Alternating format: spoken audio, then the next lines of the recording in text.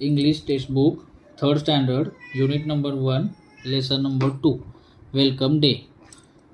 Do you know why do we celebrate welcome day?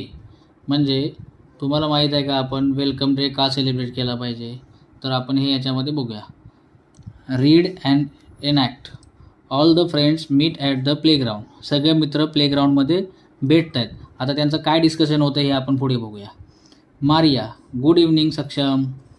सक्षम, hi everyone, good evening.